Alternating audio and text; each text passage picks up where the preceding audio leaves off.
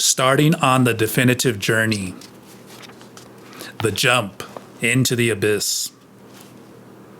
There was only one trail leading to the flat mesa. Once we were on the mesa itself, I realized that it was not as extensive as it had appeared when I had looked at it from a distance. The vegetation on the mesa was not different from the vegetation below. Faded green, woody shrubs that had the ambiguous appearance of trees. At first, I didn't see the chasm. It was only when Don Juan led me to it that I became aware that the mesa ended in a precipice. It wasn't really a mesa, but merely the flat top of a good-sized mountain. The mountain was round and eroded on its east and south faces. However, on part of its west and north sides, it seemed to have been cut with a knife. From the edge of the precipice, I was able to see the bottom of the ravine, perhaps 600 feet below. It was covered with the same woody shrubs that grew everywhere. A whole row of small mountains to the south and to the north of that mountaintop gave the clear impression that they had been part of a gigantic canyon, millions of years old, dug out by a no longer existing river. The edges of that canyon had been erased by erosion. At certain points, they had been leveled with the ground. The only portion still intact was the area where I was standing. "It's solid rock," Don Juan said, as if he were reading my thoughts. He pointed with his chin toward the bottom of the ravine. If anything were to fall down from this edge to the bottom, it would get smashed to flakes on the rock down there. This was the initial dialogue between Don Juan and myself that day on that mountaintop. Prior to going there, he had told me that his time on Earth had come to an end. He was leaving on his definitive journey. His statements were devastating to me. I truly lost my grip and entered into a blissful state of fragmentation, perhaps similar to what people experience when they have a mental breakdown. But there was a core fragment of myself that remained cohesive, the me of my childhood. The rest was vagueness, incertitude. I had been fragmented for so long that to become fragmented once again was the only way out of my devastation. A most peculiar interplay between different levels of my awareness took place afterward. Don Juan, his cohort, Don Gennaro, two of his apprentices, Pablito and Nestor, and I had climbed to that mountaintop. Pablito, Nestor, and I were there to take care of our last task as apprentices, to jump into an abyss, a most mysterious affair, which Don Juan had explained to me at various levels of awareness, but which has remained an enigma to me to this day. Don Juan jokingly said that I should get my writing pad and start taking notes about our last moments together. He gently poked me in the ribs and assured me, as he hid his laughter, that it would have been only proper since I had started on the warrior traveler's path by taking notes. Don Gennaro cut in and said that other warrior travelers before us had stood on that same flat mountaintop before embarking on their journey to the unknown.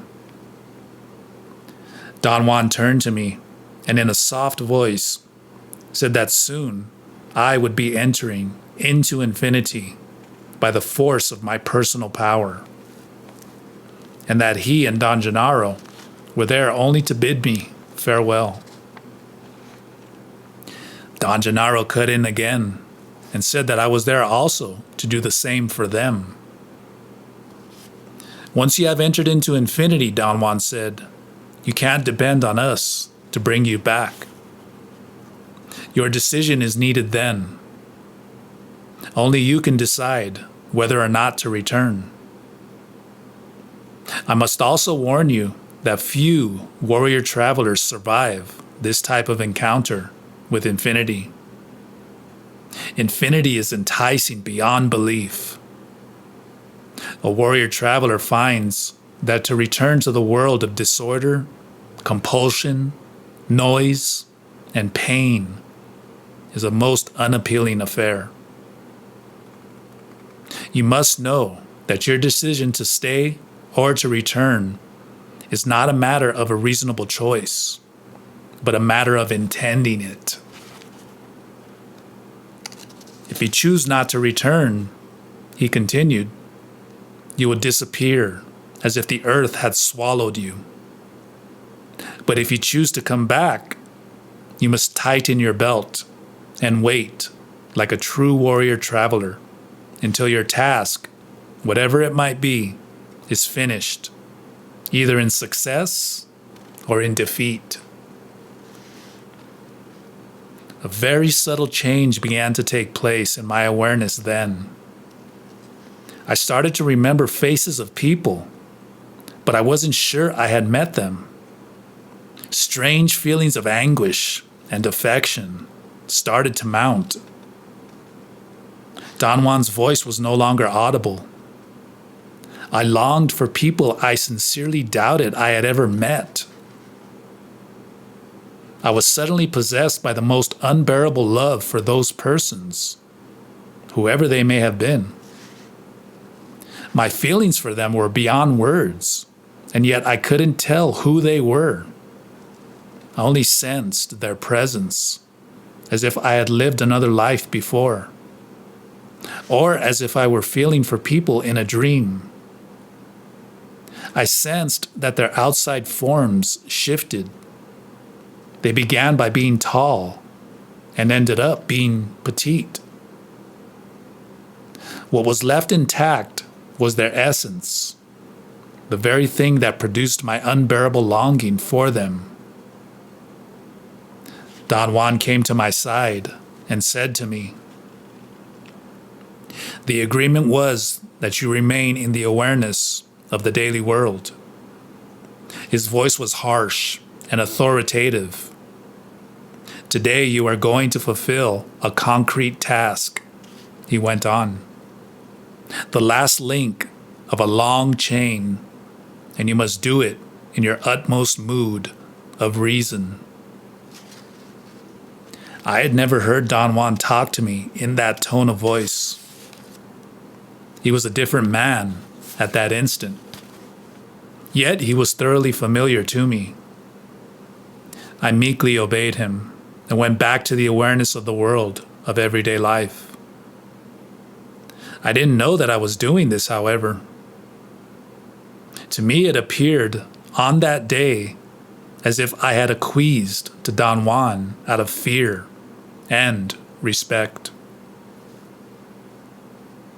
Don Juan spoke to me next in the tone I was accustomed to.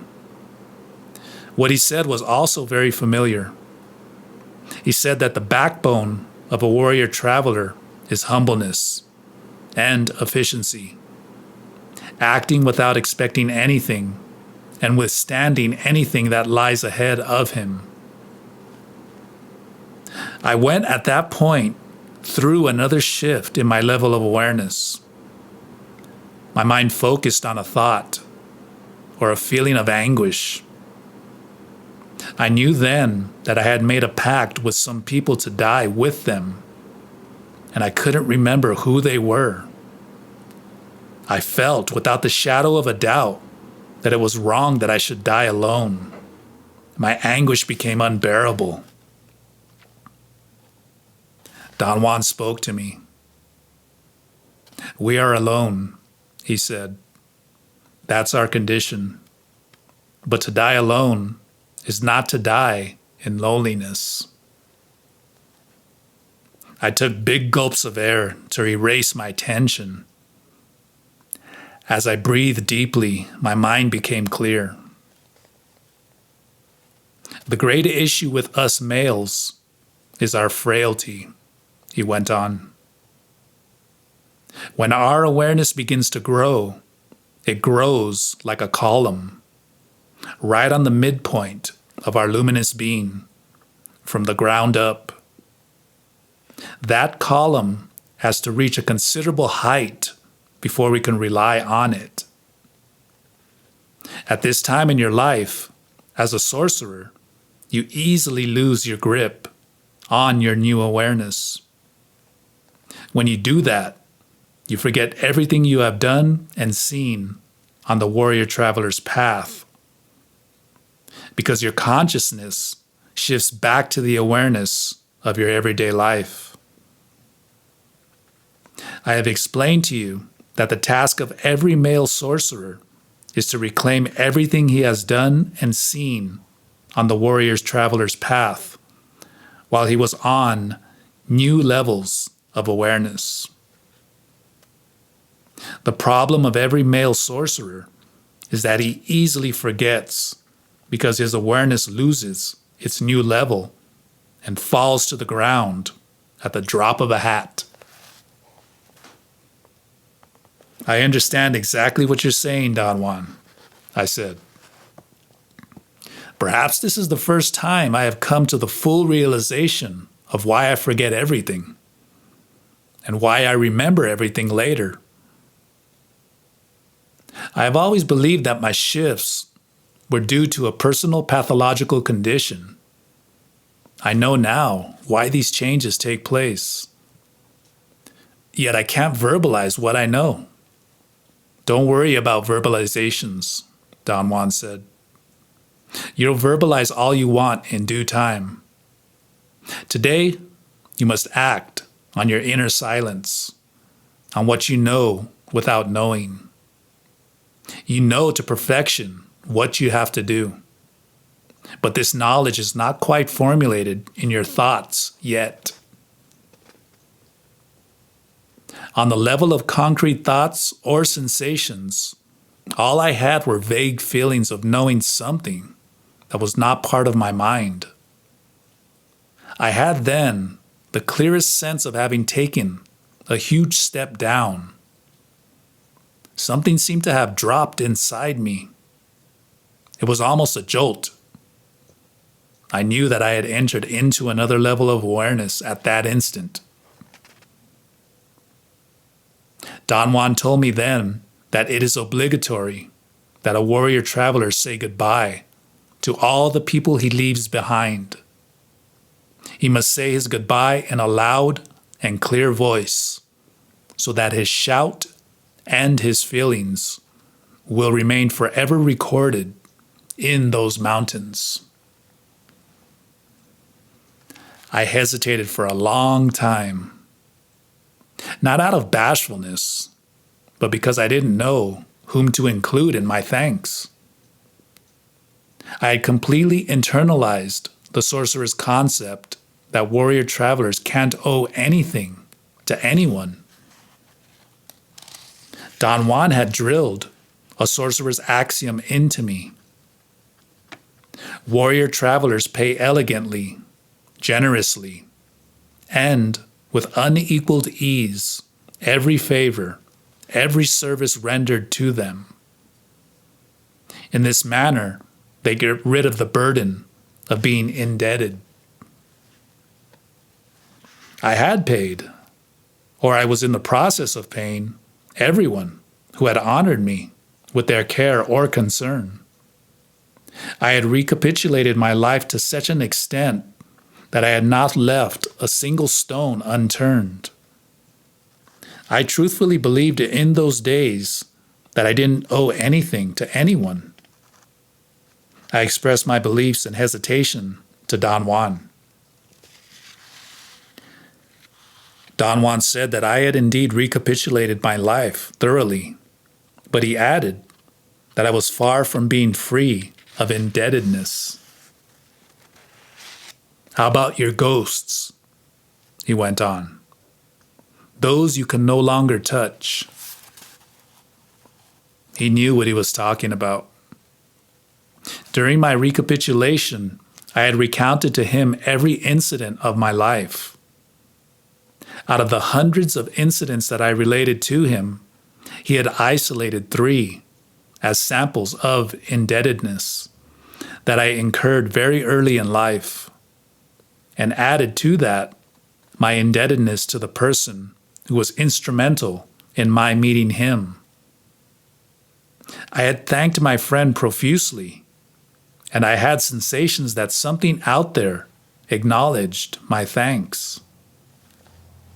The other 3 had remained stories from my life. Stories of people who had given me an inconceivable gift and whom I had never thanked. One of these stories had to do with a man I'd known when I was a child. His name was Mr. Leandro Acosta. He was my grandfather's archenemy, his true nemesis. My grandfather had accused this man repeatedly of stealing chickens from his chicken farm. The man wasn't a vagrant, but someone who did not have a steady, definite job.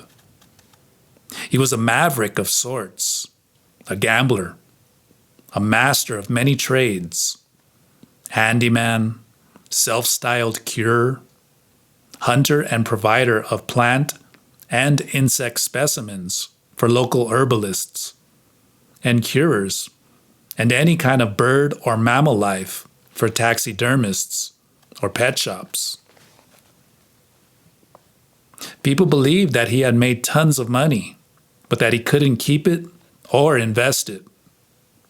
His detractors and friends alike believed that he could have established the most prosperous business in the area, doing what he knew best, searching for plants and hunting animals, but that he was cursed with a strange disease of the spirit that made him restless, incapable of tending to anything for any length of time.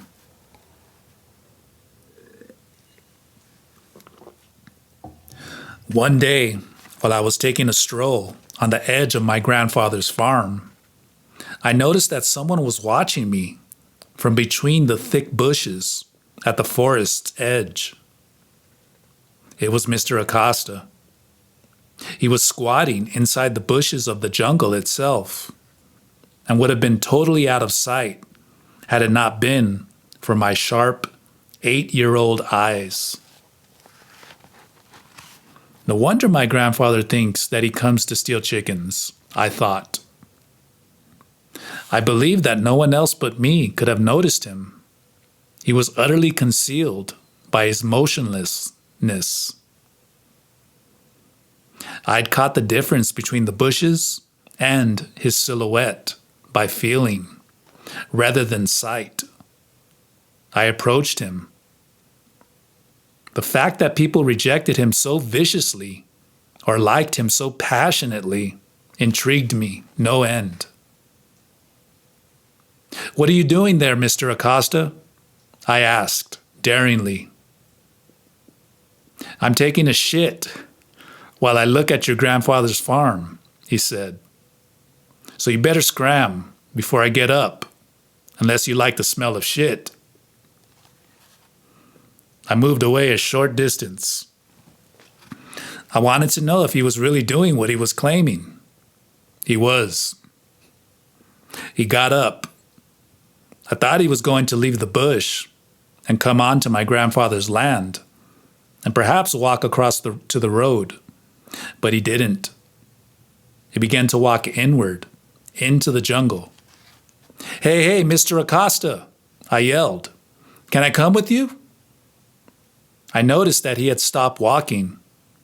It was again more a feeling than an actual sight, because the bush was so thick. "You can certainly come with me if you can find an entry into the bush," he said. That wasn't difficult for me. In my hours of idleness, I had marked an entry into the bush with a good-sized rock. I had found out through an endless process of trial and error that there was a crawling space there, which, if I followed for 3 or 4 yards, turned into an actual trail on which I could stand up and walk. Mr. Acosta came to me and said, "Bravo, kid, you've done it. Yes, come with me if you want to." That was the beginning of my association with Mr. Leandro Acosta. We went on daily hunting expeditions.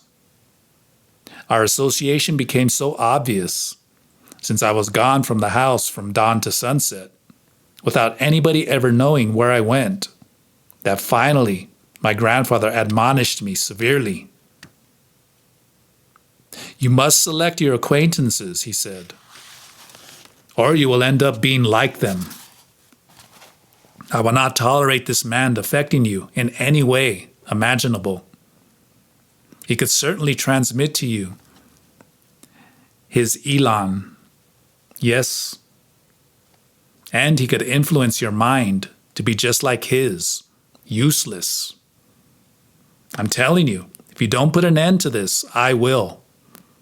I'll send the authorities after him on charges of stealing my chickens, because you know damn well that he comes every day and steals them." I tried to show my grandfather the absurdity of his charges. Mr. Acosta didn't have to steal chickens. He had the vastness of that jungle at his command. He could have drawn from that jungle anything he wanted. But my arguments infuriated my grandfather even more. I realized then that my grandfather secretly envied Mr. Acosta's freedom. And Mr. Acosta was transformed for me by this realization from a nice hunter into the ultimate expression of what is at the same time both forbidden and desired. I attempted to curtail my encounters with Mr. Acosta, but the lure was just too overwhelming for me. Then, one day, Mr. Acosta and 3 of his friends proposed that I do something that Mr. Acosta had never done before: catch a vulture alive, uninjured. He explained to me that the vultures of the area, which were enormous, with a 5 to 6 foot wingspan, had 7 different types of flesh in their bodies. And each one of those 7 types served a specific curative purpose. He said that the desired state was that the vulture's body not be injured. The vulture had to be killed by tranquilizer, not by violence. It was easy to shoot them, but in that case, the meat lost its curative value. So the art was to catch them alive, a thing that he had never done. He had figured out, though, that with my help and the help of his 3 friends, he had the problem licked. He assured me that this was a natural conclusion arrived at after hundreds of occasions on which he had observed the behavior of vultures.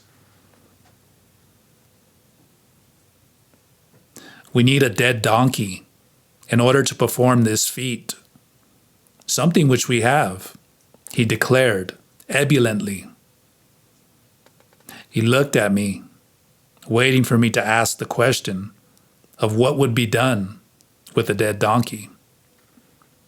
Since the question was not asked, he proceeded. "We removed the intestines and we put some sticks in there to keep the roundness of the belly. The leader of the turkey vultures is the king. He is the biggest, the most intelligent," he went on. "No sharper eyes exist. That's what makes him a king. He'll be the one who will spot the dead donkey and the first who will land on it. He'll land downwind from the donkey to really smell that it is dead. The intestines and soft organs that we are going to draw out of the donkey's belly will pile by his rear end outside. This way, it looks like a wild cat has already eaten some of it. Then, lazily, the vulture will come closer to the donkey.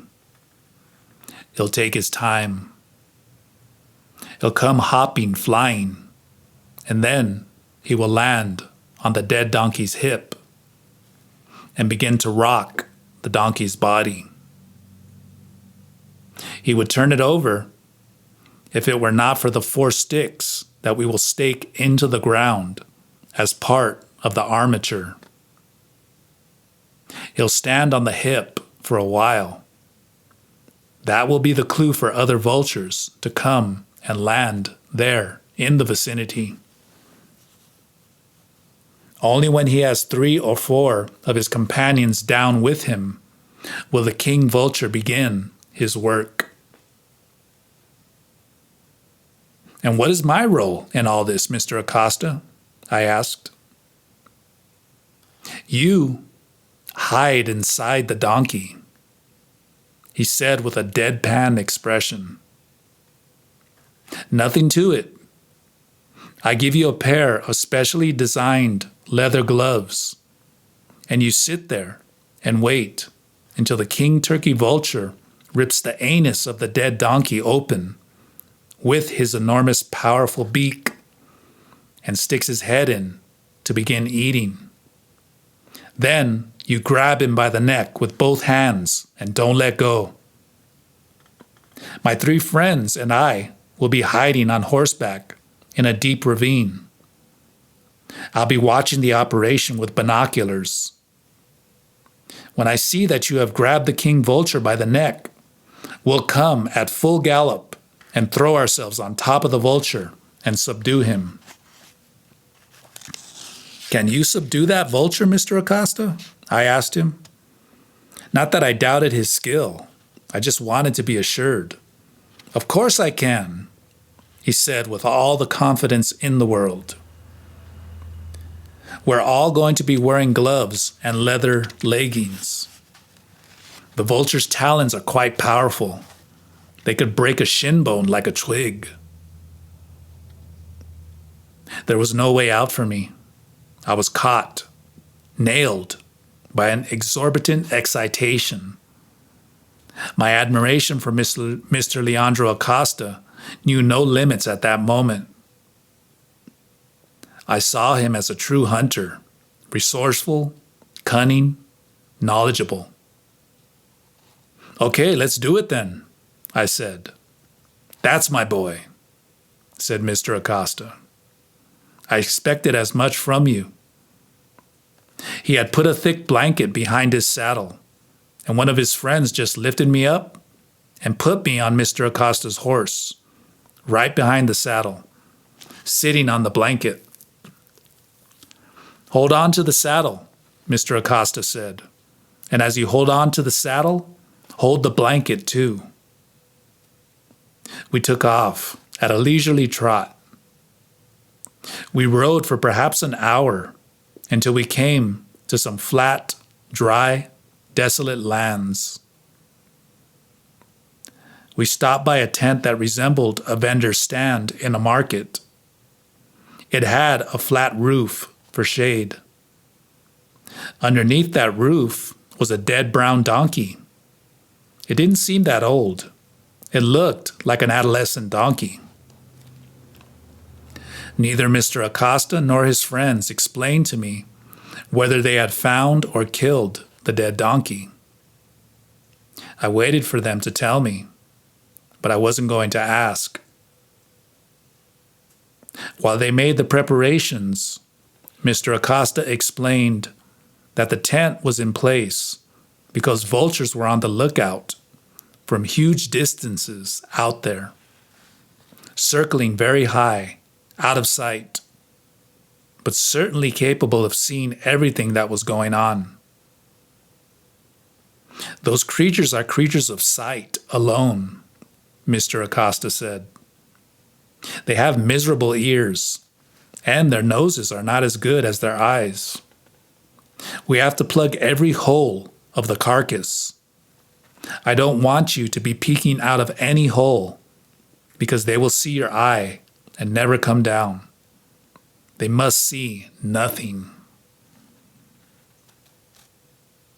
They put some sticks inside the donkey's belly and crossed them, leaving enough room for me to crawl in. At one moment, I finally ventured the question that I was dying to ask.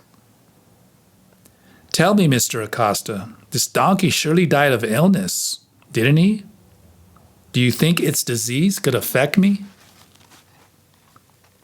Mr. Acosta raised his eyes to the sky. Come on, you cannot be that dumb.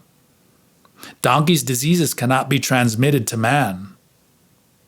Let's live this adventure and not worry about stupid details.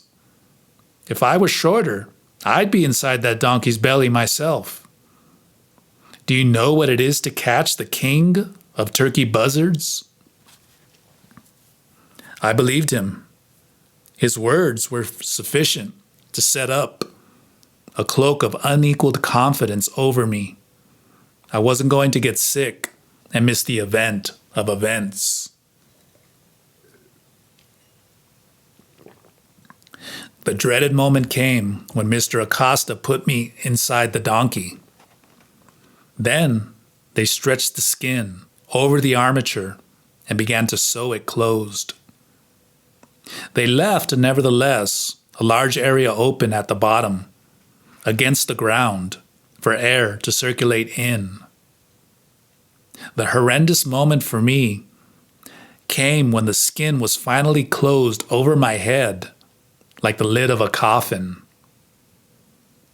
I breathed hard, thinking only about the excitement of grabbing the king of vultures by the neck. Mr. Acosta gave me last-minute instructions. He said that he would let me know by a whistle that resembled a bird call when the king vulture was flying around and when it had landed, so as to keep me informed and prevent me from fretting or getting impatient. Then I heard them pulling down the tent, followed by their horses galloping away. It was a good thing that they hadn't left a single space open to look out from, because that's what I would have done. The temptation to look up and see what was going on was nearly irresistible. A long time went by in which I didn't think of anything. Then I heard Mr. Acosta's whistling, and I presumed the king vulture was circling around. My presumption turned to certainty when I heard the flapping of powerful wings. And then suddenly, the dead donkey's body began to rock, as if it were in a windstorm.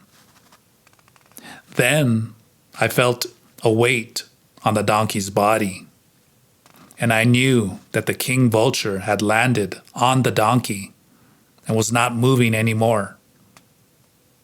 I heard the flapping of other wings and the whistling of Mr. Acosta in the distance. Then I braced myself for the inevitable. The body of the donkey began to shake as something started to rip the skin. Then suddenly, a huge, ugly head with a red crest, an enormous beak, and a piercing, open eye burst in. I yelled with fright and grabbed the neck with both hands. I think I stunned the king vulture for an instant because he didn't do anything, which gave me the opportunity to grab his neck even harder. Then all hell broke loose. He ceased to be stunned and began to pull with such force that I was smashed against the structure. And in the next instant, I was partially out of the donkey's body, armature and all, holding on to the neck of the invading beast for dear life. I heard Mr. Acosta's galloping horse in the distance. I heard him yelling, Let go, boy. Let go. He's going to fly away with you. The king vulture indeed was going to either fly away with me, holding onto his neck, or rip me apart with the force of his talons. The reason he couldn't reach me was because his head was sunk halfway into the viscera and the armature. His talons kept slipping on the loose intestines, and they never actually touched me. Another thing that saved me was that the force of the vulture was involved in pulling his neck out from my clasp, and he could not move his talons far forward enough to really injure me. The next thing I knew, Mr. Acosta had landed on top of the vulture at the precise moment that my leather gloves came off my hands. Mr. Acosta was beside himself with joy. "We've done it, boy, we've done it," he said. "The next time we will have longer stakes on the ground that the vulture cannot yank out, and you will be strapped to the structure." My relationship with Mr. Acosta had lasted long enough for us to catch a vulture. Then my interest in following him disappeared, as mysteriously as it had appeared, and I never really had the opportunity to thank him for all the things that he had taught me.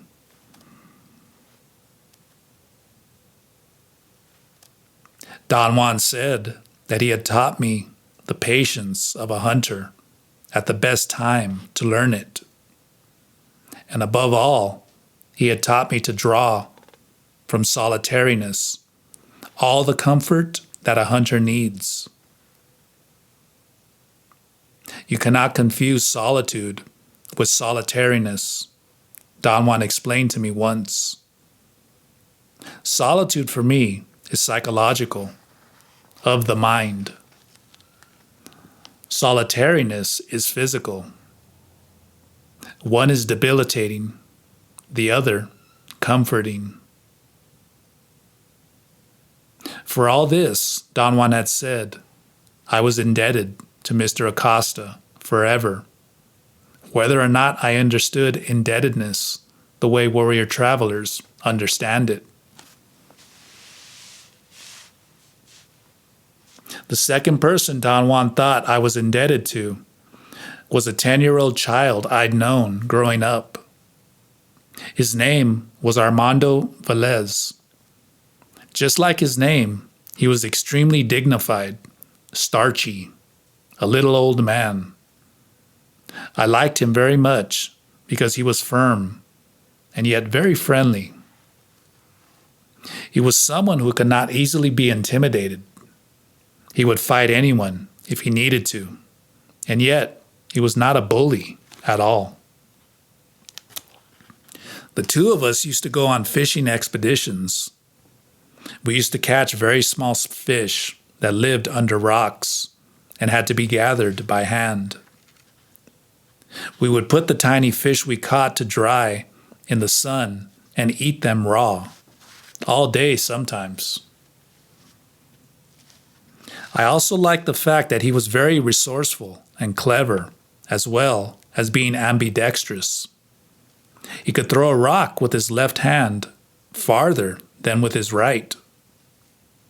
We had endless competitive games in which, to my ultimate chagrin, he always won.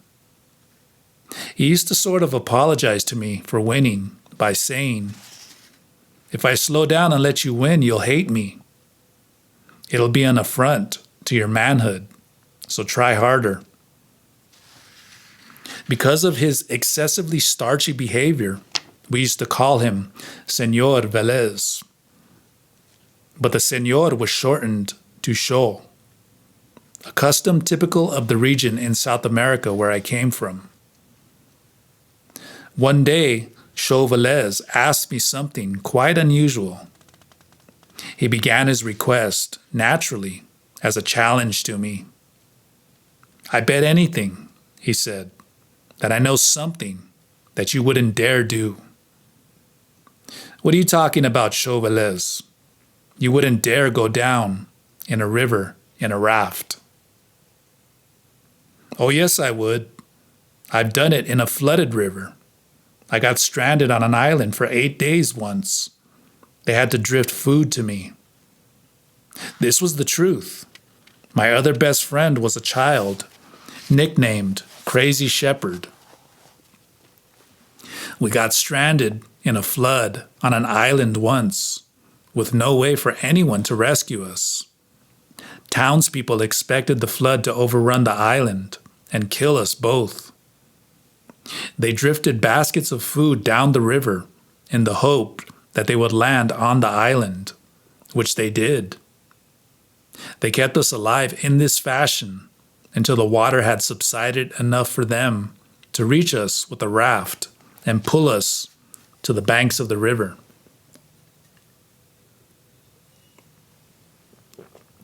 No, this is a different affair, Chauvelez continued with his erudite attitude. This one implies going on a raft on a subterranean river. He pointed out that a huge section of a local river went through a mountain. That subterranean section of the river had always been a most intriguing place for me. Its entrance into the mountain was a foreboding cave of considerable size, always filled with bats and smelling of ammonia. Children of the area were told that it was the entrance to hell. Sulfur fumes, heat, stench. You bet your friggin' boots, Chauvelez, that I will never go near the river in my lifetime. That river. I said, yelling. Not in 10 lifetimes. You have to be really crazy to do something like that. Chauvelez's serious face got even more solemn. Oh, he said. Then I will have to do it all by myself. I thought for a minute that I could goad you into going with me. I was wrong. My loss. Hey, Chauvelez, what's with you? Why in the world would you go into that hellish place? I have to, he said in his gruff little voice. You see, my father is as crazy as you are, except that he is a father and a husband. He has 6 people who depend on him. Otherwise, he would be as crazy as a goat. My 2 sisters, my 2 brothers, my mother and I depend on him. He is everything to us. I didn't know who Chauvelez's father was. I had never seen him. I didn't know what he did for a living. Chauvelez revealed that his father was a businessman and that everything that he owned, was on the line, so to speak. My father had constructed a raft and wants to go. He wants to make that expedition. My mother says that he's just letting off steam, but I don't trust him. Chauvelez continued. I have seen your crazy look in his eyes. One of these days he'll do it, and I am sure that he'll die. So I'm going to take his raft and go into the river myself. I know that I will die, but my father won't. I felt something like an electric shock go through my neck, and I heard myself saying, in the most agitated tone one can imagine, I'll do it, Chauvelez, I'll do it. Yes, it'll be great. I'll go with you. Chauvelez had a smirk on his face. I understood it as a smirk of happiness at the fact that I was going with him, not at the fact that he had succeeded in luring me. He expressed that feeling in his next sentence. I know that if you are with me, I will survive, he said. I didn't care whether Chauvelez survived or not. What had galvanized me was his courage. I knew that Chauvelez had the guts to do what he was saying. He and Crazy Shepherd were the only gutsy kids in town. They both had something that I considered unique and unheard of: courage. No one else in that whole town had any. I had tested them all. As far as I was concerned, every one of them was dead, including the love of my life, my grandfather. I knew this without the shadow of a doubt when I was 10. Chauvelaise's daring was a staggering realization for me. I wanted to be with him to the bitter end.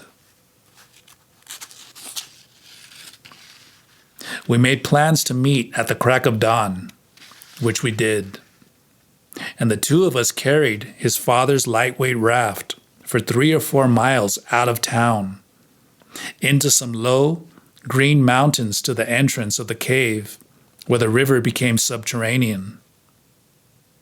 The smell of bat manure was overwhelming. We crawled on the raft and pushed ourselves into the stream. The raft was equipped with flashlights, which we had to turn on immediately. It was pitch black inside the mountain and humid and hot. The water was deep enough for the raft and fast enough that we didn't need to paddle.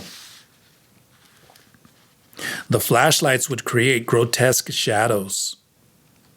Chauvelaise whispered in my ear that perhaps it was better not to look at all, because it was truly something more than frightening. He was right. It was nauseating, oppressive. The lights stirred bats so that they began to fly around us, flapping their wings aimlessly. As we traveled deeper into the cave, there were not even bats anymore, just stagnant air that was heavy and hard to breathe. After what seemed like hours to me, we came to a sort of pool where the water was very deep. It hardly moved. It looked as if the main stream had been dammed. "We are stuck," Chauvelaise whispered in my ear again. "There's no way for the raft to go through, and there's no way for us to go back." The current was just too great for us to even attempt a return trip. We decided that we had to find a way out. I realized then that if we stood on top of the raft, we could touch the ceiling of the cave, which meant that the water had been dammed almost all the way to the top of the cave. At the entrance, it was cathedral-like, maybe 50 feet high. My only conclusion was that we were on top of a pool that was about 50 feet deep. We tied the raft to a rock and began to swim downward into the depths, trying to feel for a movement of water, a current. Everything was humid and hot on the surface, but very cold a few feet below. My body felt the change in temperature, and I became very frightened. A strange animal fear that I had never felt before. I surfaced. Chauvelaise must have felt the same. We bumped into each other on the surface. "I think we're close to dying," he said, solemnly. I didn't share his solemnity or his desire to die. I searched frantically for an opening. Floodwaters must have carried rocks that had created a dam. I found a hole big enough for my 10-year-old body to go through. I pulled Chauvelaise down and showed the hole to him. It was impossible for the raft to go through it. We pulled our clothes from the raft and tied them into a very tight bundle and swam downward with them until we found the hole again and went through it. We ended up on a water slide, like the ones in an amusement park. Rocks covered with lichen and moss allowed us to slide for a great distance without being injured at all. Then we came into an enormous cathedral-like cave where the water continued flowing, waist deep. We saw the light of the sky at the end of the cave and waded out. Without saying a word, we spread out our clothes and let them dry in the sun, then headed back for town. Chauvelin was nearly inconsolable because he had lost his father's raft.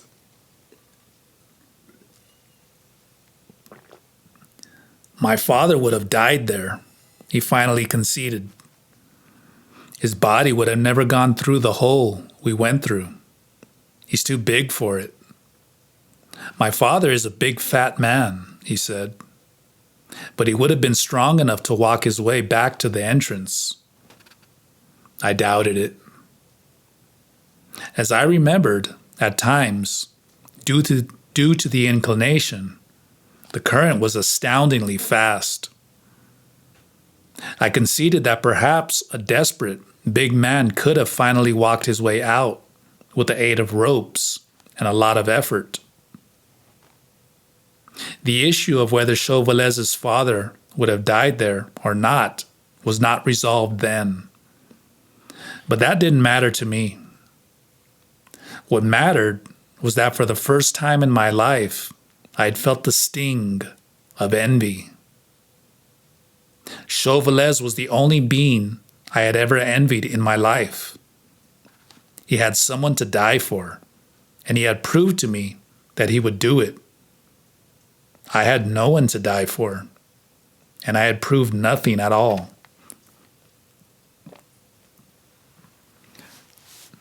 In a symbolic fashion, I gave Chauvelin the total cake.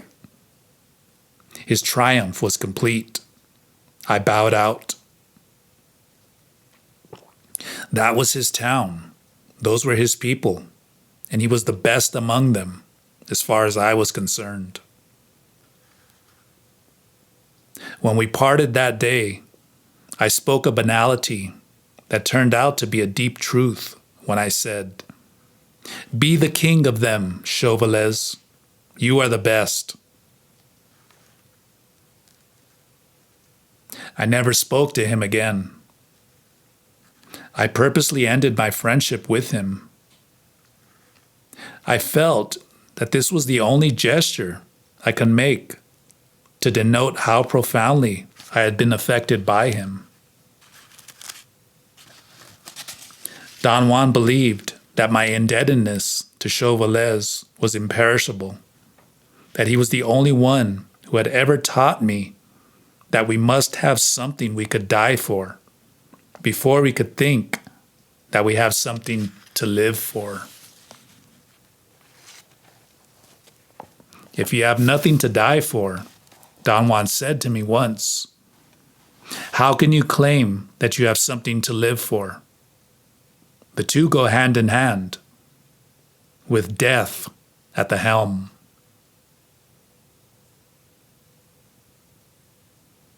The third person Don Juan thought I was indebted to, beyond my life and my death, was my grandmother on my mother's side. In my blind affection for my grandfather, the male, I had forgotten the real source of strength in that household, my very eccentric grandmother. Many years before I came to their household, she had saved a local Indian from being lynched. He was accused of being a sorcerer. Some irate young men were actually hanging him from a tree on my grandmother's property. She came upon the lynching and stopped it. All the lynchers seemed to have been her godsons, and they wouldn't dare go against her. She pulled the man down and took him home to cure him. The rope had already cut a deep wound on his neck. His wounds healed, but he never left my grandmother's side. He claimed that his life had ended the day of the lynching, and that whatever new life he had no longer belonged. Whatever new life he had no longer belonged to him. It belonged to her. Being a man of his word, he dedicated his life to serving my grandmother. He was her valet, major domo, and my counselor. My aunts said that it was he who had advised my grandmother to adopt a new orphan child as her son, something that they resented more than bitterly. When I came into my grandparents' house, my grandmother's adopted son was already in his late 30s. She had sent him to study in France. One afternoon, out of the blue, a most elegantly dressed, husky man got out of a taxi in front of the house. The driver carried his leather suitcases to the patio. The husky man tipped the driver generously. I noticed in one glance that the husky man's features were very striking. He had long, curly hair, long, curly eyelashes. He was extremely handsome without being physically beautiful. His best feature was, however, his beaming, open smile, which he immediately turned on me. "May I ask your name, young man?" he said, with the most beautiful stage voice I had ever heard. The fact that he had addressed me as young man had won me over instantly. "My name is Carlos Aranja, sir," I said. "And may I ask in turn what is yours?" He made a gesture of mock surprise. He opened his eyes wide and jumped backwards as if he had been attacked. Then he began to laugh uproariously. At the sound of his laughter, my grandmother came out to the patio. When she saw the husky man, she screamed like a small girl and threw her arms around him in a most affectionate embrace. He lifted her up as if she weighed nothing and twirled her around. I noticed then that he was very tall. His huskiness hid his height. He actually had the body of a professional fighter. He seemed to notice that I was eyeing him. He flexed his biceps. "I've done some boxing in my day, sir," he said, thoroughly aware of what I was thinking. My grandmother introduced him to me. She said that he was her son, Antoine, her baby, the apple of her eye. She said that he was a dramatist, a theater director, a writer, a poet. The fact that he was so athletic was his winning ticket with me. I didn't understand at first that he was adopted. I noticed, however, that he didn't look at all like the rest of the family. While every one of the members of my family were corpses that walked, he was alive, vital from the inside out. We hit it off marvelously. I liked the fact that he worked out every day, punching a bag. I liked immensely that not only did he punch the bag, he kicked it too, in the most astounding style. A mixture of boxing and kicking. His body was hard as a rock. One day, Antoine confessed to me that his only fervent desire in life was to be a writer of note. "I have everything," he said. Life has been very generous to me. The only thing I don't have is the only thing I want: talent. The muses do not like me. I appreciate what I read, but I cannot create anything that I like to read. That's my torment. I lack the discipline or the charm to entice the muses. So my life is as empty as anything can be. Antoine went on to tell me that the one reality that he had was his mother. He called my grandmother his bastion, his support, his twin soul. He ended up by voicing a very disturbing thought to me. If I didn't have my mother, he said, I wouldn't live. I realized then how profoundly tied he was to my grandmother.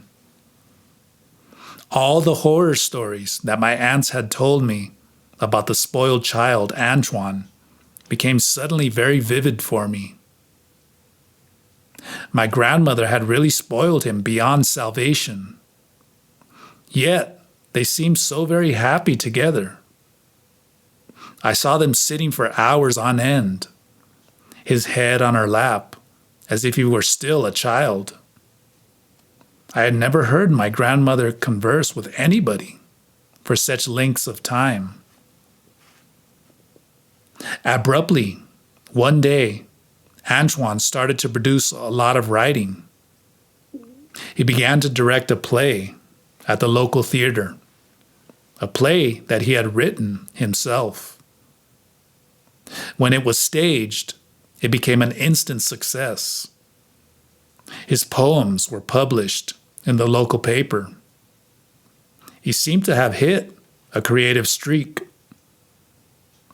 But only a few months later, it all came to an end. The editor of the town's paper publicly denounced Antoine. He accused him of plagiarism and published in the paper the proof of Antoine's guilt. My grandmother, of course, would not hear of her son's misbehavior. She explained it all as a case of profound envy. Every one of those people in that town was envious of the elegance, the style of her son. They were envious of his personality, of his wit. Indeed, he was the personification of elegance and savoir-faire. But he was a plagiarist for sure. There was no doubt about it. Antoine never explained his behavior to anyone. I liked him too much to ask him anything about it. Besides, I didn't care. His reasons were his reasons, as far as I was concerned. But something was broken from then on. Our lives moved in leaps and bounds, so to speak. Things changed so drastically in the house from one day to the next that I grew accustomed to expect anything, the best or the worst. One night, my grandmother walked into Antoine's room in a most dramatic fashion. There was a look of hardness in her eyes that I had never seen before. Her lips trembled as she spoke. "Something terrible has happened, Antoine," she began. Antoine interrupted her. He begged her to let him explain. She cut him off abruptly. "No, Antoine, no," she said firmly. "This has nothing to do with you. It has to do with me. At this very difficult time for you, something of greater importance yet has happened. Antoine, my dear son, I have run out of time. I want you to understand that this is inevitable," she went on. I have to leave, but you must remain. You are the sum total of everything that I have done in this life. Good or bad, Antoine, you are all I am. Give life a try.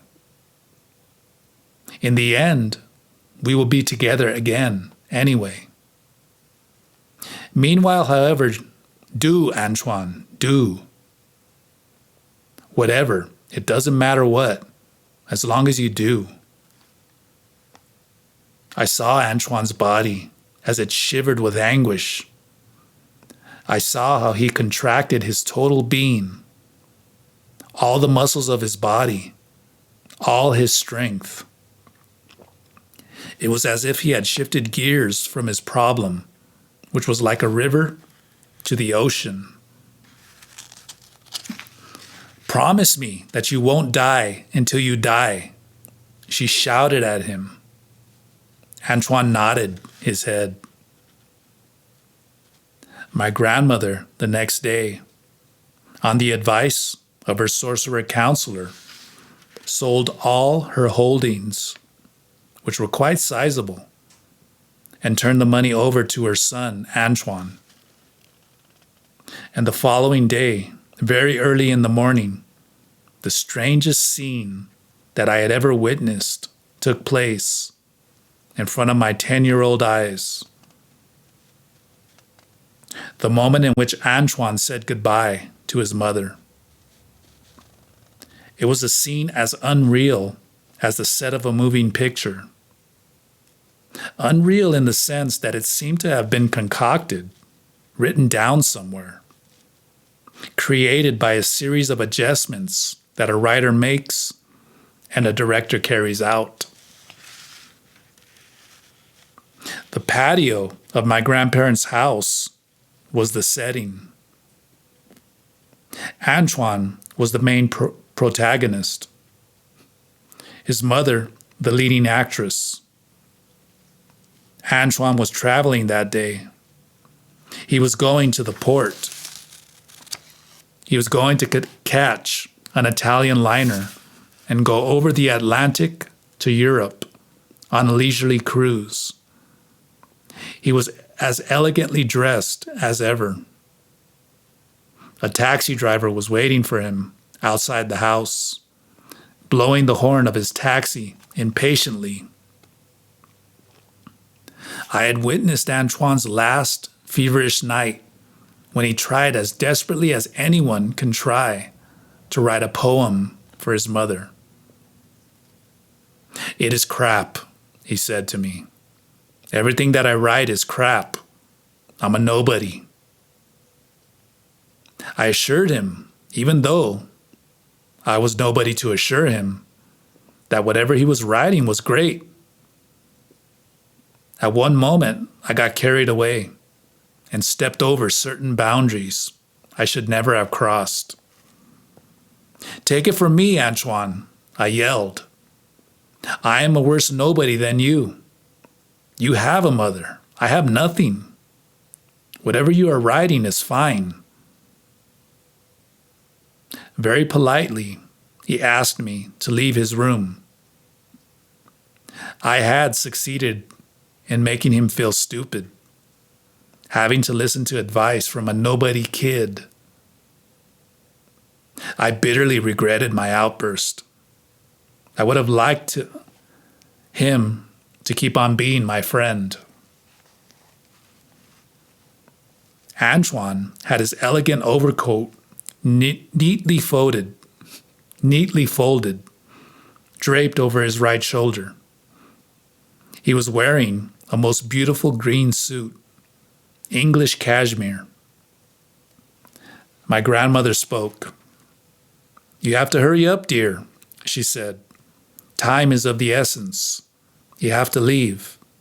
If you don't, these people will kill you for the money.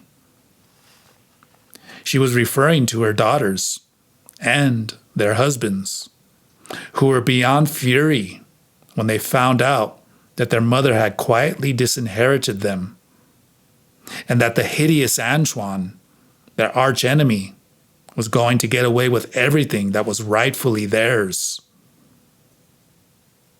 "I'm sorry I have to put you through all this," my grandmother apologized. "But as you know, time is independent of our wishes." Antoine spoke with his grave, beautifully modulated voice. He sounded more than ever like a stage actor. "It'll take but a minute, Mother," he said. "I'd like to read something that I have written for you." It was a poem of thanks. When he had finished reading, he paused. There was such a wealth of feeling in the air, such a tremor. "It was sheer beauty, Antoine," my grandmother said, sighing. "It expressed everything that you wanted to say, everything that I wanted to hear." She paused for an instant. Then her lips broke into an exquisite smile. "Plagiarized, Antoine?" she asked. Antoine's smile in response to his mother was equally beaming. "Of course, Mother," he said. "Of course." They embraced, weeping. The horn of the taxi sounded more impatient yet. Antoine looked at me, where I was hiding, under the stairway. He nodded his head slightly, as if to say goodbye, take care. Then he turned around, and without looking at his mother again, he ran towards the door. He was 37 years old, but he looked like he was 60. He seemed to carry such a gigantic weight on his shoulders. He stopped before he reached the door, when he heard his mother's voice admonishing him for the last time. "Don't turn around to look, Antoine," she said. "Don't turn around to look ever. Be happy and do. Do. There is the trick. Do." The scene filled me with a strange sadness that lasts to this day. A most inexplicable melancholy that Antoine explained as my first-time knowledge that we do run out of time. The next day, my grandmother left with her counselor, manservant, valet, on a journey to a mythical place called Rondonia, where her sorcerer helper was going to elicit her cure. My grandmother was terminally ill, although I didn't know it. She never returned. And Antoine explained the selling of her holdings and giving them to Antoine as a supreme sorcerer's maneuver executed by her counselor to detach her from the care of her family. They were so angry with Mother for her deed that they didn't care whether or not she returned. I had the feeling that they didn't even realize that she had left.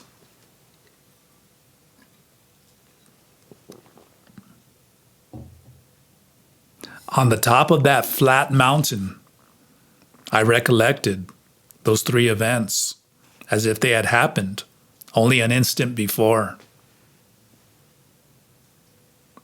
When I expressed my thanks to those three persons, I succeeded in bringing them back to that mountaintop. At the end of my shouting, my loneliness was something inexpressible. I was weeping uncontrollably. Antoine very patiently explained to me that loneliness is inadmissible in a warrior. He said that warrior travelers can count on one being on which they can focus all their love, all their care. This marvelous earth, the mother, the matrix, the epicenter of everything we are and everything we do, the very being to which all of us return, the very being that allows warrior travelers to leave on their definitive journey.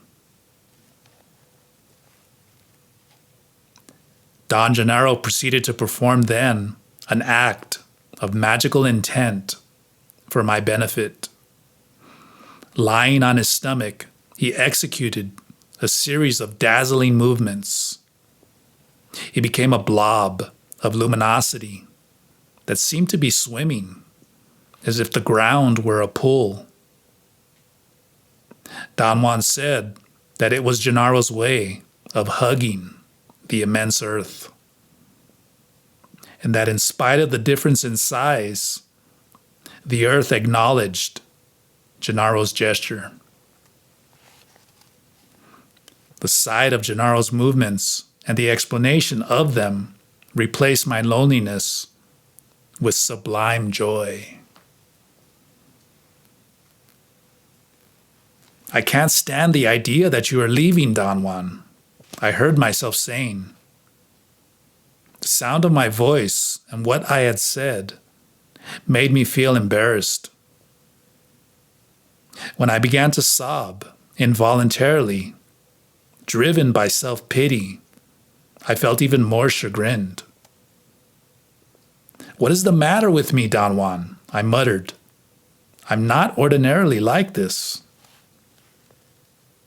"What's happening to you is that your awareness is on your toes again," he replied, laughing. Then I lost any vestige of control and gave myself fully to my feelings of dejection and despair. "I'm going to be left alone," I said in a shrieking voice.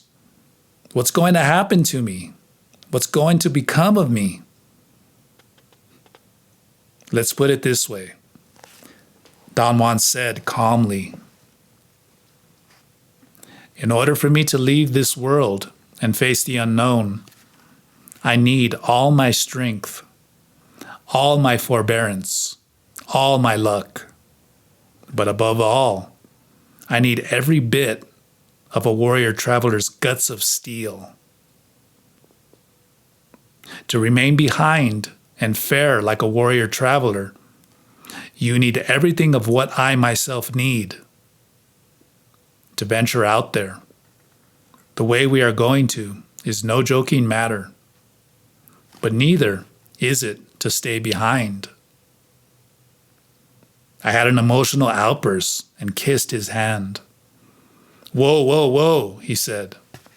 "Next thing, you're going to make a shrine for my guaraches." The anguish that gripped me turned from self-pity to a feeling of unequaled loss. "You are leaving," I muttered. "My God, leaving forever." At that moment, Don Juan did something to me that he had done repeatedly since the first day I had met him. His face puffed up as if the deep breath he was taking inflated him. He tapped my back forcefully with the palm of his left hand and said, "Get up from your toes. Lift yourself up." In the next instant, I was once again coherent, complete, in control.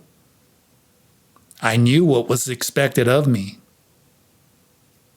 There was no longer any hesitation on my part, or any concern about myself. I didn't care what was going to happen to me when Don Juan left. I knew that his departure was imminent. He looked at me, and in that look, his eyes said it all. "We will never be together again," he said softly. "You don't need my help anymore, and I don't want to offer it to you. Because if you are worth your salt as a warrior traveler, you'll spit in my eye for offering it to you." Beyond a certain point, the only joy of a warrior traveler is his aloneness. I wouldn't like you to try to help me either. Once I leave, I am gone. Don't think about me, for I won't think about you.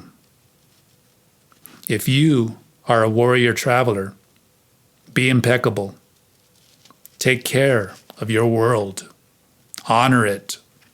Guard it with your life. He moved away from me. The moment was beyond self-pity or tears or happiness. He shook his head as if to say goodbye, or as if he were acknowledging what I felt. Forget the self, and you will fear nothing. In whatever level of awareness you find yourself to be, he said. He had an outburst of levity. He teased me for the last time on this earth. I hope you find love, he said. He raised his palm toward me and stretched his fingers like a child, then contracted them against the palm. Xiao, he said. I knew that it was futile to feel sorry or to regret anything, and that it was as difficult for me to stay behind as it was for Don Juan to leave. Both of us were caught in an irreversible, energetic maneuver that neither of us could stop. Nevertheless, I wanted to join Don Juan, follow him wherever he went. The thought crossed my mind that perhaps if I died, he would take me with him. I saw then how Don Juan Matus, the Nahual, led the 15 other seers who were his companions, his wards, his delight, one by one to disappear in the haze of that mesa toward the north. I saw how every one of them turned into a blob of luminosity, and together they ascended and floated above the mountaintop like phantom lights in the sky. They circled above the mountain once, as Don Juan had said they would do. Their last survey, the one for their eyes only, their last look at this marvelous earth. And then they vanished. I knew what I had to do. I had run out of time. I took off at my top speed toward the precipice and leaped into the abyss.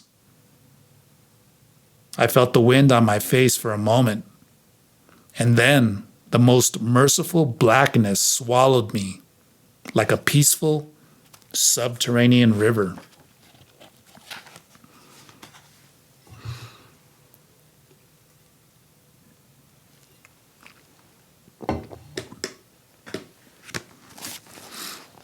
The return trip. I was vaguely aware of the loud noise of a motor that seemed to be racing in a stationary position. I thought that the attendants were fixing a car in the parking lot at the back of the building, where I had my office apartment. The noise became so intense that it finally caused me to wake up. I silently cursed the boys who ran the parking lot for fixing their car right under my bedroom window. I was hot, sweaty, and tired. I sat up on the edge of my bed, then had the most painful cramps in my calves. I rubbed them for a moment. They seemed to have contracted so tightly that I was afraid that I would have horrendous bruises. I automatically headed for the bathroom to look for some liniment. I couldn't walk. I was dizzy. I fell down, something that had never happened to me before. When I had regained a minimum of control, I noticed that I wasn't worried at all about the cramps in my calves. I had always been a near hypochondriac. An unusual pain in my calves, such as the one I was having now, would ordinarily have thrown me into a chaotic state of anxiety. I went then to the window to close it, although I couldn't hear the noise anymore. I realized that the window was locked and that it was dark outside. It was night. The room was stuffy. I opened the windows. I couldn't understand why I had closed them. The night air was cool and fresh. The parking lot was empty. It occurred to me that the noise must have been made by a car accelerating in the alley between the parking lot and my building. I thought nothing of it anymore and went to my bed to go back to sleep. I lay across it with my feet on the floor. I wanted to sleep in this fashion to help the circulation in my calves, which were very sore. But I wasn't sure whether it would have been better to keep them down or perhaps lift them up on a pillow. As I was beginning to rest comfortably and fall asleep again, a thought came to my mind with such ferocious force that it made me stand up in one single reflex. I had jumped into an abyss in Mexico. The next thought that I had was a quasi-logical deduction. Since I had jumped into the abyss deliberately in order to die, I must now be a ghost. How strange, I thought, that I should return in ghost-like form to my office apartment on the corner of Westwood and Wilshire in Los Angeles after I had died. No wonder my feelings were not the same. But if I were a ghost, I reasoned, why would I have felt the blast of fresh air on my face or the pain in my calves? I touched the sheets on my bed. They felt real to me. So did its metal frame. I went to the bathroom. I looked at myself in the mirror. By the looks of me, I could easily have been a ghost. I looked like hell. My eyes were sunken with huge black circles under them. I was dehydrated or dead. In an automatic reaction, I drank water straight from the tap. I could actually swallow it. I drank gulps after gulp, as if I hadn't drunk water for days. I felt my deep inhalations. I was alive. By God, I was alive. I knew it beyond the shadow of a doubt, but I wasn't elated as I should have been. A most unusual thought crossed my mind then. I had died and revived before. I was accustomed to it. It meant nothing to me. The vividness of the thought, however, made it into a quasi-memory. It was a quasi-memory that didn't stem from situations in which my life had been endangered. It was something quite different from that. It was rather a vague knowledge of something that had never happened and had no reason whatsoever to be in my thoughts. There was no doubt in my mind that I had jumped into an abyss in Mexico. I was now in my apartment in Los Angeles, over 3,000 miles from where I had jumped, with no recollection whatsoever of having made the return trip. In an automatic fashion, I ran the water in the tub and sat in it. I didn't feel the warmth of the water. I was chilled to the bone. Don Juan had taught me that at moments of crisis, such as this one must use running water as a cleansing factor. I remembered this and got under the shower. I let the warm water run over my body for perhaps over an hour. I wanted to think calmly and rationally about what was happening to me, but I couldn't. Thoughts seemed to have been erased from my mind. I was thoughtless, yet I was filled to capacity with sensations that came to my whole body in barrages that I was incapable of examining. All I was able to do was to feel their onslaughts and let them go through me. The only conscious choice I made was to get dressed and leave. I went to eat breakfast, something I always did at any time of the day or night, at Ship's Restaurant on Wilshire, a block away from my office apartment. I had walked from my office to Ship's so many times that I knew every step of the way. The same walk this time was a novelty for me. I didn't feel my steps. It was as if I had a cushion under my feet, or as if the sidewalk were carpeted. I practically glided. I was suddenly at the door of the restaurant after what I thought might have been only 2 or 3 steps. I knew that I could swallow food because I had drunk water in my apartment. I also knew that I could talk because I had cleared my throat and cursed while the water ran on me. I walked into the restaurant as I had always done.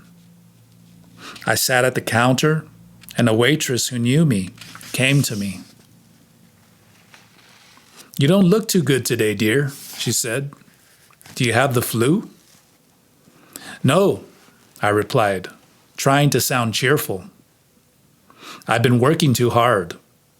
I've been up for 24 hours straight, writing a paper for a class.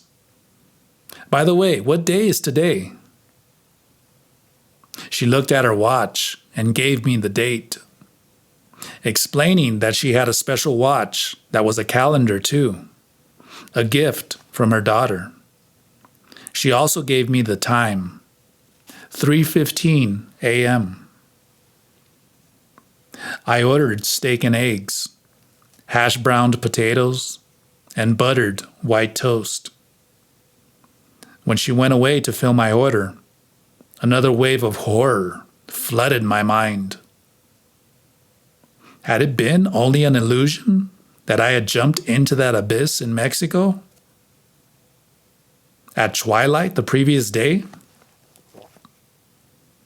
But even if the jump had been only an illusion, how could I have returned to LA from such a remote place only 10 hours later? Had I slept for 10 hours? Or was it that it had taken 10 hours for me to fly, slide, float, or whatever, to Los Angeles? To have traveled by conventional means to Los Angeles from the place where I had jumped into the abyss was out of the question, since it would have taken 2 days just to travel to Mexico City from the place where I had jumped. Another strange thought emerged in my mind. It had the same clarity of my quasi-memory of having died and revived before. and the same quality of being totally foreign to me. My continuity was now broken beyond repair. I had really died, one way or another, at the bottom of that gully. It was impossible to comprehend my being alive, having breakfast at ships.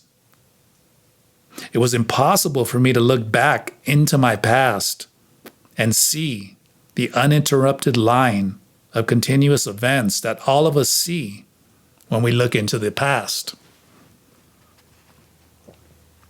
The only explanation available to me was that I had followed Don Juan's directives.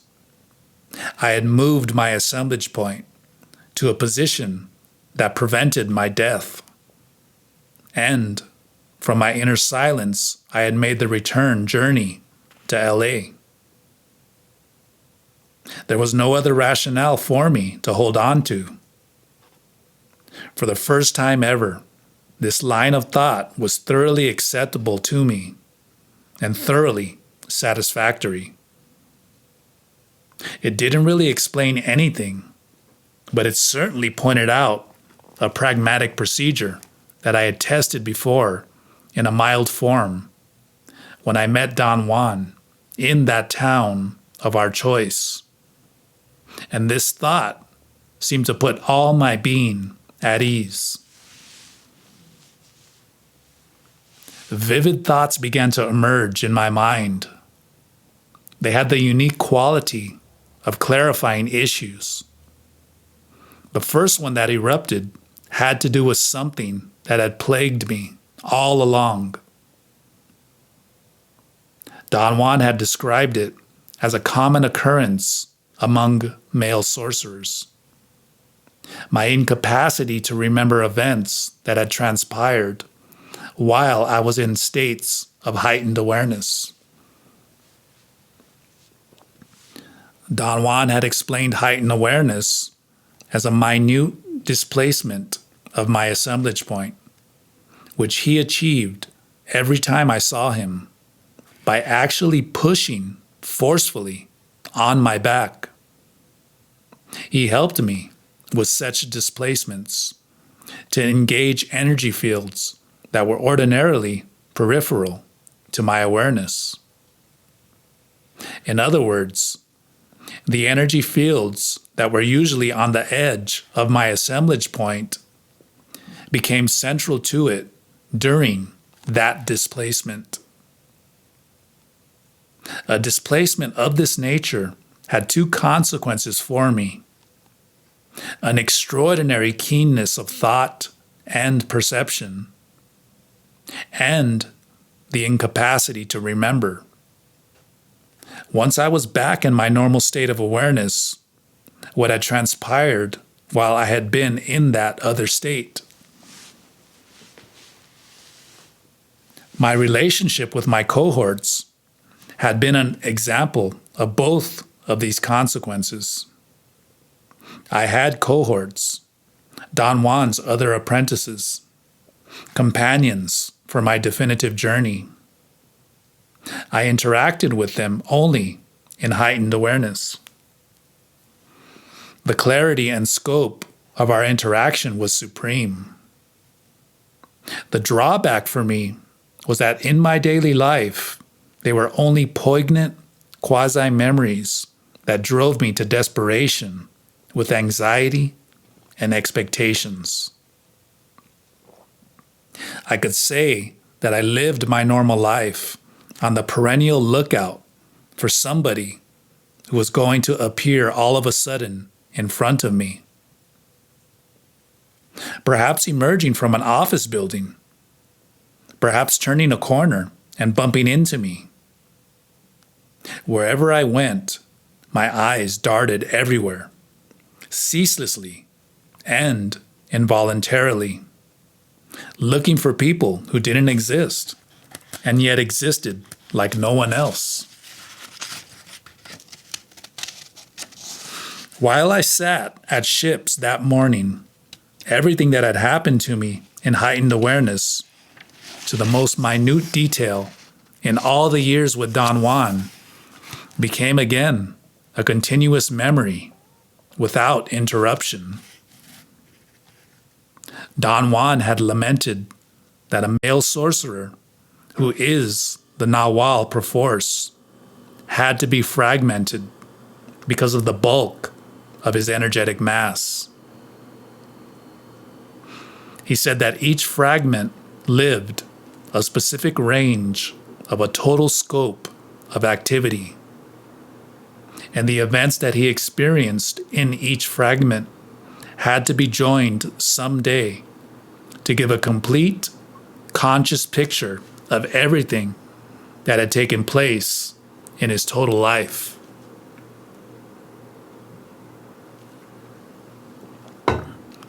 Looking into my eyes, he had told me that the unification takes years to accomplish, and that he had been told of cases of Nahuals who never reached the total scope of their activities in a conscious manner and lived fragmented. What I experienced that morning at Ships was beyond anything I could have imagined in my wildest fantasies. Don Juan had said to me time after time that the world of sorcerers was not an immutable world, where the word is final, unchanging, but that it's a world of eternal fluctuation, where nothing should be taken for granted.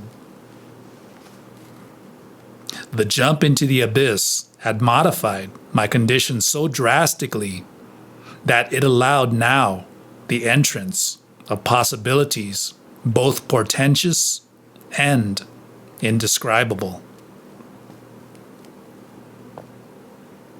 But anything that I could have said about the unification of my cognitive fragments would have paled in comparison to the reality of it. That fateful morning at Ships, I experienced something infinitely more potent than I did the day that I saw energy as it flows in the universe. For the first time, the day that I ended up in the bed of my office apartment, after having been on the campus of UCLA without actually going home in the fashion my cognitive system demanded in order for the whole event to be real. In Ships, I integrated all the fragments of my being. I had acted in each one of them with perfect certainty and consistency. And yet, I had had no idea that I had done that. I was, in essence, a gigantic puzzle. And to fit each piece of that puzzle into place produced an effect that had no name. I sat at the counter at Ships, perspiring profusely, pondering uselessly, and obsessively asking questions that couldn't be answered. How could all this be possible? How could I have been fragmented in such a fashion? Who are we, really? Certainly not the people all of us have been led to believe we are. I had memories of events that had never happened. As far as some core of myself, I was concerned, I couldn't even weep.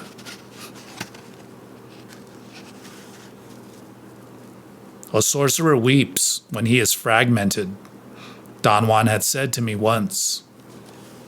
When he's complete, he's taken by a shiver that has the potential, because it is so intense, of ending his life. I was experiencing such a shiver. I doubted that I would ever meet my cohorts again. It appeared to me that all of them had left with Don Juan. I was alone. I wanted to think about it, to mourn my loss, to plunge into a satisfying sadness the way I had always done. I couldn't. There was nothing to mourn, nothing to feel sad about. Nothing mattered. All of us were warrior travelers, and all of us had been swallowed by infinity. All along, I had listened to Don Juan talk about the warrior traveler. I had liked the description immensely, and I had identified with it on a purely emotional basis. Yet, I had never felt what he really meant by that, regardless of how many times he had explained his meaning to me. That night, at the counter of ships, I knew what Don Juan had been talking about. I was a warrior traveler. Only energetic facts were meaningful for me. All the rest were trimmings that had no importance at all. That night, while I sat waiting for my food, another vivid thought erupted in my mind. I felt a wave of empathy, a wave of identification with Don Juan's premises. I had finally reached the goal of his teachings. I was one with him as I had never been before. It had never been the case that I was just fighting Don Juan or his concepts, which were revolutionary for me because they didn't fulfill the linearity of my thoughts as a Western man. Rather, it was that Don Juan's precision in presenting his concepts had always scared me half to death. His efficiency had appeared to be dogmatism. It was that appearance that had forced me to seek elucidations and had made me act all along as if I had been a reluctant believer. Yes, I had jumped into an abyss. I said to myself, and I didn't die, because before I reached the bottom of that gully, I let the dark sea of awareness swallow me. I surrendered to it, without fears or regrets. And that dark sea had supplied me with whatever was necessary for me not to die, but to end up in my bed in LA. This explanation would have explained nothing to me 2 days before. At 3 a.m. in ships, it meant everything to me.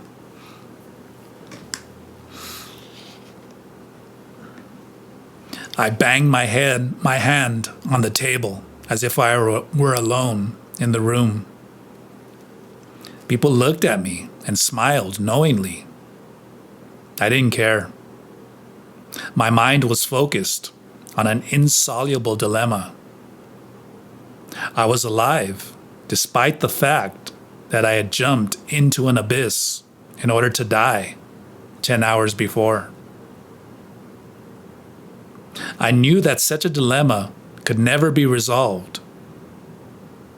My normal cognition required a linear explanation in order to be satisfied, and linear explanations were not possible. That was the crux of the interruption of continuity. Don Juan had said that interruption was sorcery. I knew this now, as clearly as I was capable of. How right Don Juan had been when he had said that in order for me to stay behind, I needed all my strength, all my forbearance, and above all, a warrior traveler's guts of steel. I wanted to think about Don Juan, but I couldn't. Besides, I didn't care about Don Juan. There seemed to be a giant barrier between us. I truly believed at that moment that the foreign thought that had been insinuating itself to me since I had woken up was true. I was someone else. An exchange had taken place at the moment of my jump. Otherwise, I would have relished the thought of Don Juan. I would have longed for him. I would have even felt a twinge of resentment because he had taken me with him, because he hadn't taken me with him. That would have been my normal self. I truthfully wasn't the same. This thought gained momentum until it invaded all my being. Any residue of my old self that I may have retained vanished then. A new mood took over. I was alone. Don Juan had left me inside a dream as his agent provocateur. I felt my body begin to lose its rigidity. It became flexible by degrees until I could breathe deeply and freely. I laughed out loud. I didn't care that people were staring at me and weren't smiling this time. I was alone, and there was nothing I could have done about it. I had the physical sensation of actually entering into a passageway that had a force of its own. It pulled me in. It was a silent passageway. Don Juan was that passageway, quiet and immense. This was the first time ever that I felt that Don Juan was a void of physicality. There was no room for sentimentality or longing. I couldn't possibly have missed him because he was there as a depersonalized emotion that lured me in. The passageway challenged me. I had a sensation of ebullience, ease. Yes, I could travel that passageway, alone or in company, perhaps forever. And to do this was not an imposition for me, nor was it a pleasure. It was more than the beginning of the definitive journey, the unavoidable fate of a warrior traveler. It was the beginning of a new era. I should have been weeping with the realization that I had found that passageway, but I wasn't. I was facing infinity at ships. How extraordinary. I felt a chill on my back. I heard Don Juan's voice saying that the universe was indeed unfathomable.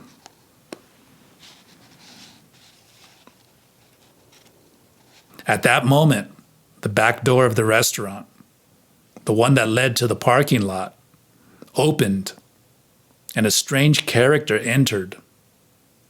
A man, perhaps in his early 40s, disheveled and emaciated, but with rather handsome features. I had seen him for years, roaming around UCLA, mingling with the students. Someone had told me that he was an outpatient of the nearby Veterans Hospital. He seemed to be mentally unbalanced. I had seen him time after time at ships, huddled over a cup of coffee, always at the same end of the counter. I had also seen how he waited outside, looking through the window, watching for his favorite stool to become vacant if someone was sitting there.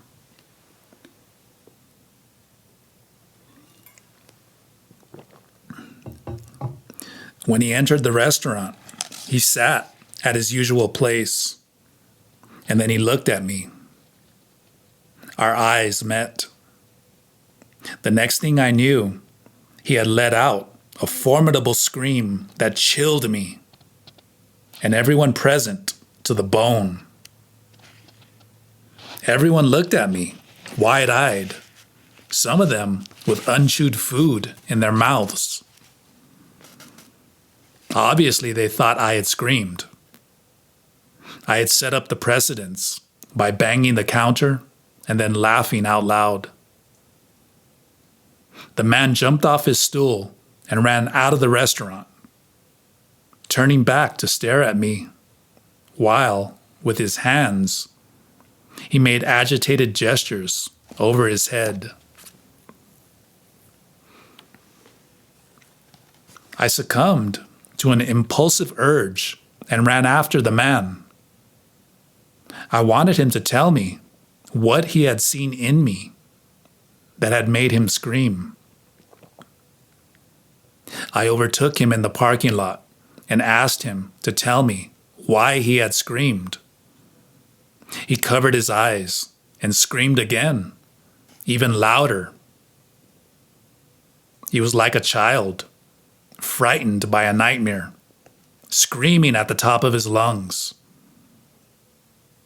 I left him and went back to the restaurant.